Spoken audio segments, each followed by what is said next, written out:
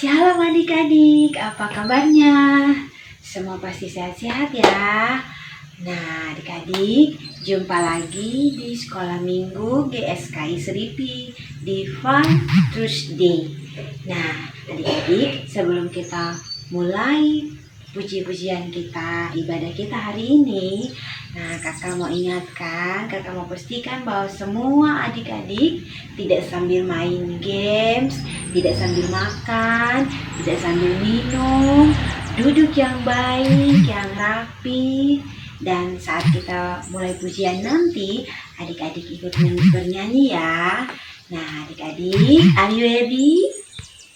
Oke, kita berdoa dulu ya sebelum kita memulai ibadah kita hari ini. Kita berdoa.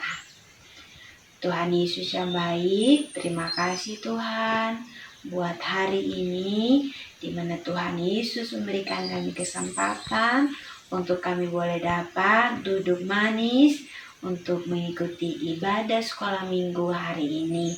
Terima kasih Tuhan Yesus, pimpin kami ya Tuhan.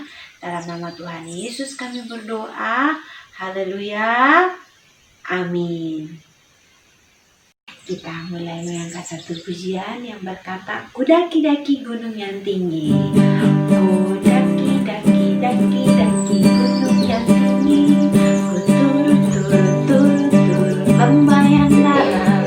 Ku melintasi langit biru luas membentang. Yesus besertaku. Ku terbang luar angkasa. Ku selam dalam samudra. Ku dayung perahu di sungai. Yesus besertaku. Di kanan kau ada, di kiri kau ada, di atas dan di bawah kau ada, di suka kau ada, di duka pun kau ada, karena kau Yesus Tuhanku. Di kanan kau ada, di kiri kau ada, di atas dan di bawah kau ada, di suka kau ada, di duka pun kau ada, karena kau Yesus Tuhanku. Karena kau Yesus Tuhanku.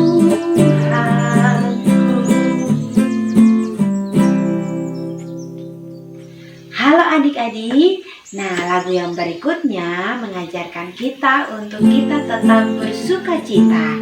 Nah, kita akan sama-sama menyanyikan lagu Oh Sukacitaku. Oh sukacitaku, pam pam pam pam, sejak ku jumpa Yesusku. Oh sukacitaku, pam pam pam pam, ku temukan juru selamat. Dia mengasihi aku, bahkan mati bagiku.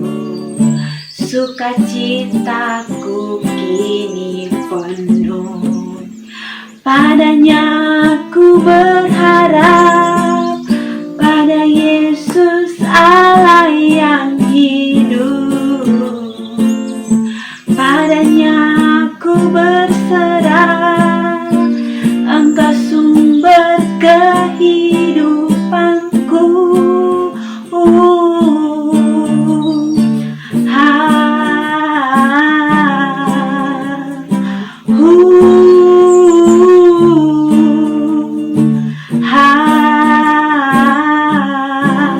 Pam pam pam pam.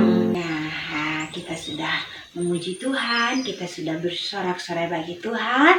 Tiba saatnya untuk kita mau masuk dalam firman Tuhan. Nah, adik-adik, sebelum kita masuk dalam firman Tuhan, kakak mau ingatkan lagi untuk tetap duduk tenang, duduk yang baik, untuk mendengarkan firman Tuhan. Nah, adik-adik, sebelum kita berdoa, kita mau mengangkat satu pujian yang berkata, hidup ini adalah kesempatan. Hidup ini adalah kesempatan. Hidup ini untuk melayani Tuhan. Jangan sia-siakan waktu yang Tuhan beri. Hidup ini hanya sementara. Oh Tuhan, pakailah hidupku selagi aku masih kuat. Bila saatnya nanti ku tak berdaya lagi, hidup ini sudah jadi berkat.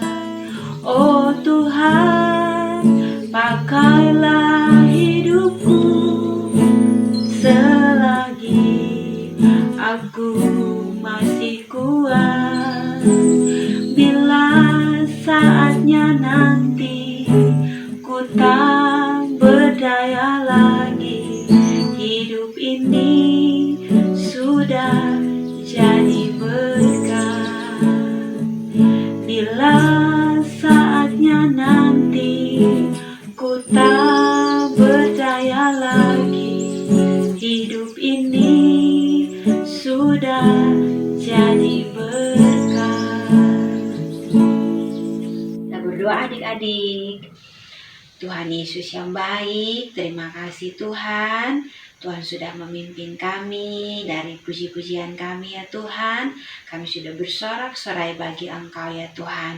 Tiba saatnya Tuhan untuk kami boleh duduk tenang untuk mendengarkan kebenaran firman Tuhan.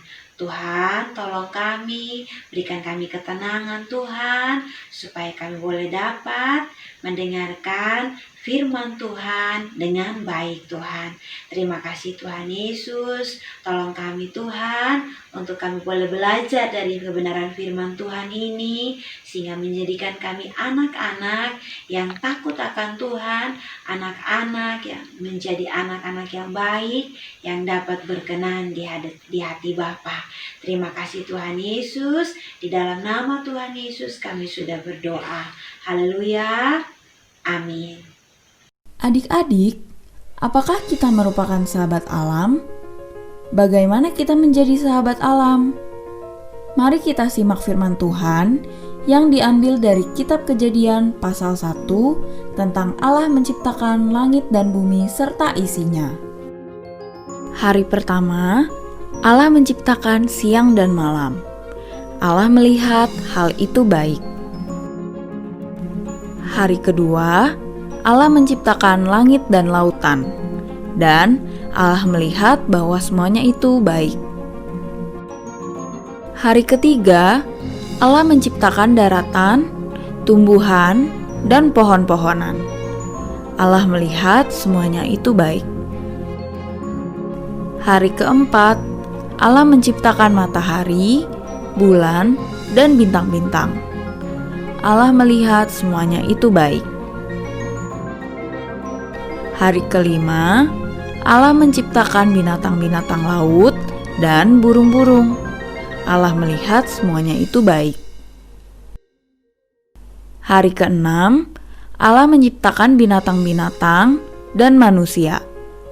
Allah memberkati manusia untuk memenuhi dan menaklukkan bumi, serta berkuasa atas ikan, burung, dan segala binatang di darat. Hari ketujuh, Allah berhenti dari segala pekerjaan penciptaan yang telah dibuatnya itu, dan Allah melihat segala yang telah dijadikannya itu sungguh amat baik. Namun, kenyataannya Apa yang terjadi dengan bumi kita sekarang adik-adik? Pencemaran udara, pencemaran air, laut, kerusakan hutan, banjir di mana-mana, punahnya hewan dan tumbuhan langka, dan lain-lain yang sebagian besar disebabkan oleh aktivitas manusia. Dari kegiatan kita sehari-hari yang mungkin kita tidak sadari. Mari kita saksikan salah satunya dari video berikut. Jadi begini, hal berikut sering terjadi pada kita. Saat lapar, kita beli roti, kita masukkan dalam kantong plastik, kita bayar, kita keluarkan dari kantong plastik, dan kita makan. Roti dan kantong plastik sudah selesai tugasnya. Rotinya hilang ke dalam perut, tapi kantong plastiknya akan terus ada selama beberapa abad. Kita hanya menggunakannya sekitar 15 detik. Jika kita buang, kantong plastik akan berakhir di tong sampah, kemudian akan dibakar dengan semua sampah lainnya, atau bisa tertiup ke dalam air dan kembali lagi ke kita dari ikan yang kita makan 25 tahun kemudian. Satu botol plastik memerlukan setidaknya 450 tahun untuk terurai. Seandainya adik-adik ketinggalan botol plastik di hutan, adik-adik masih dapat mengambilnya tahun 2400. Sebagian besar jenis plastik berbahan minyak bumi tidak terurai. Itu hanya merupakan serpihan-serpihan plastik kecil yang tidak terlihat secara kasat mata. Jika tidak sengaja termakan, jenis plastik ini tidak akan mematahkan gigi kita. Nah, saat kita berbelanja, hampir mustahil kita membeli barang tanpa pembungkus plastik. Akibatnya kita akan membuang banyak sekali bungkus plastik. Tepatnya 140 juta ton plastik. Sebagian besar berakhir di tempat pembuangan sampah. Sebagian kecil lainnya dibakar. Dan hanya sebagian kecil saja didaur ulang. Apa yang terjadi dengan sepertiga lainnya? Adik-adik pernah lihat gambar burung dengan plastik di perutnya? Kita juga pernah lihat di pulau-pulau terpencil yang tidak ada seorang pun tinggal, pantainya terlihat seperti ini. Bisa dibayangkan adik-adik? Setiap menit kita membuang satu truk sampah yang penuh barang plastik ke laut. Tidak terkejut kan adik-adik? Bagaimana dengan upaya daur ulang? Jika kita bisa daur ulang semua plastik, kita mungkin akan berpikir planet kita bersih. Tapi, sebaliknya menurut penelitian, penggunaan plastik bahkan akan 4 kali lebih banyak dari di tahun 2050. Jadi tidak akan pernah cukup upaya daur ulang semua plastik yang kita gunakan. Produksi plastik masih terus lebih banyak. Poinnya adalah, karena membuat plastik baru lebih murah daripada daur ulang. Artinya, seandainya kita adalah warga negara yang teladan sekalipun dalam hal mendaur ulang plastik, sebagian besar perusahaan bahkan tidak mau memanfaatkannya. Memproduksi banyak plastik merupakan suatu kebodohan.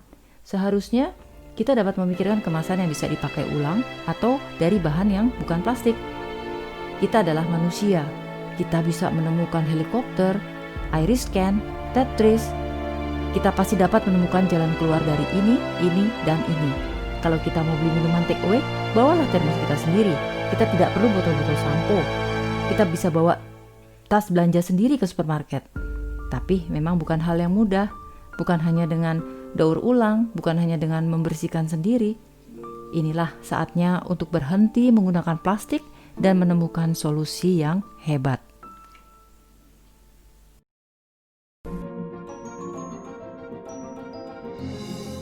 Nah, adik-adik, tanpa kita sadari, ternyata kita juga sudah membuat rusak bumi ini dengan pemakaian kantong-kantong plastik, botol-botol minuman sekali pakai, sedotan plastik, dan lain-lain karena bahan-bahan plastik tersebut tidak bisa diurai oleh alam. Tuhan sudah menciptakan alam semesta dengan amat baik, tetapi kita manusia sudah merusaknya. Untuk adik-adik yang mengasihi Tuhan, dapat mewujudkan kasih-Nya dengan menyayangi alam sekitar kita, yaitu dengan menjaga lingkungan, tidak membuang sampah sembarangan, dan tidak memakai bahan-bahan seperti plastik yang tidak bisa diurai oleh alam. Ingat, di dalam doa Bapa kami, Tuhan Yesus mengajarkan, jadilah kehendak-Mu di bumi seperti di surga. Kehendak Tuhan adalah kita bertanggung jawab memelihara bumi ini. Yuk sama-sama melakukannya. Adik-adik, ayat hafalan kali ini dari Matius 5 ayat 5. Berbahagialah orang yang lemah lembut, karena mereka akan memiliki bumi. Orang yang lemah lembut adalah orang yang mengasihi, orang yang bertanggung jawab atas pemeliharaan bumi ini. Yuk kita berdoa. Terima kasih Tuhan, kami sudah diingatkan untuk memelihara bumi ini dengan melakukan hal-hal sehari-hari yang bisa kami lakukan, sebagai bagian dari melakukan kehendak-Mu. Biarlah usaha kami ini menyenangkan hati-Mu, supaya kami dapat berjumpa dengan-Mu kelak di surga. Di dalam nama Tuhan Yesus Kristus, haleluya, amin.